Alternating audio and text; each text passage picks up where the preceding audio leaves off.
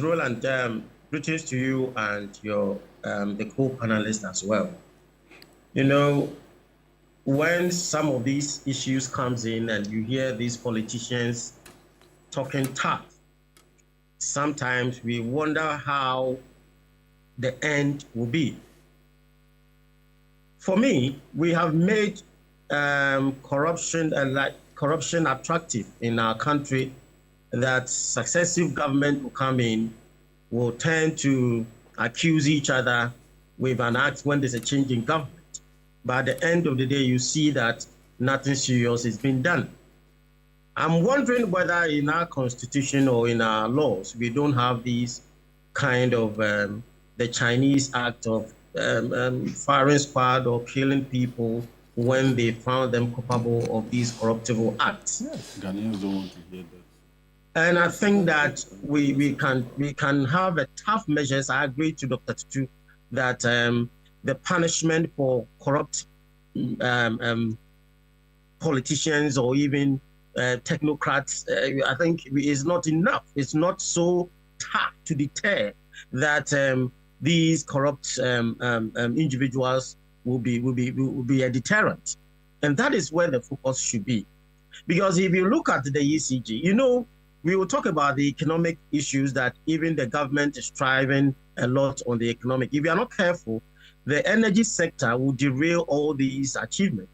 And you can base on the forecast that if there's no energy reforms, by 2026, there will be a debt of $2 billion for the energy sector.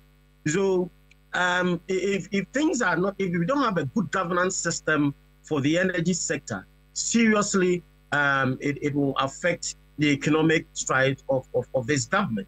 And that is why I believe that the politicians, sometimes they talk tough. I'm just saying that, and I know that maybe the Honorable Abu Jinapo George Jinapo can try to do his best on these actions, because it tends to be coming too normal of some of these things that people will be found culpable, and at the end of the day, nothing will be done.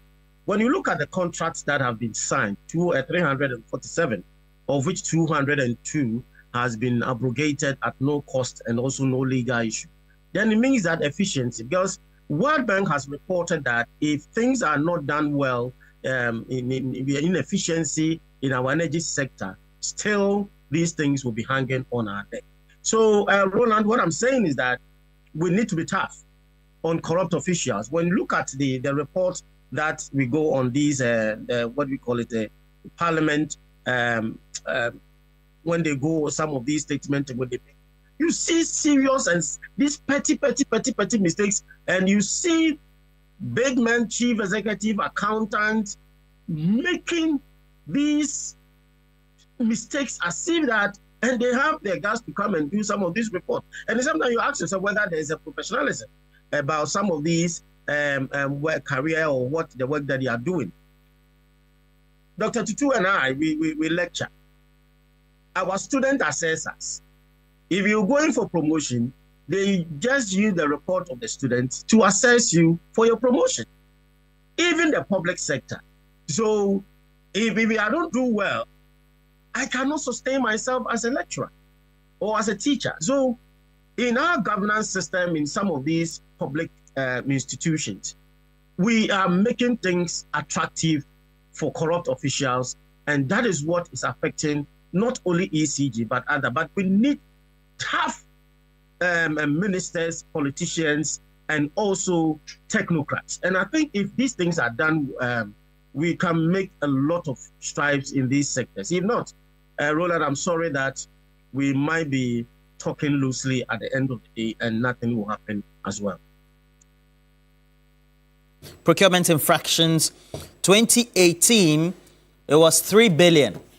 That is the ones that were irregularities not recovered or recoverable, etc. Irregular, whether it's because of over invoicing or, you know, etc. And well, by 2020, it was 12 billion. 2017, 2021, 17 billion. 2022, 15 billion. Then we went down 2023, 8 billion. Then election year 2024, we hit 18 billion. I mean, that's the quantums as we have it. Now, what are the recommendations? Because I know for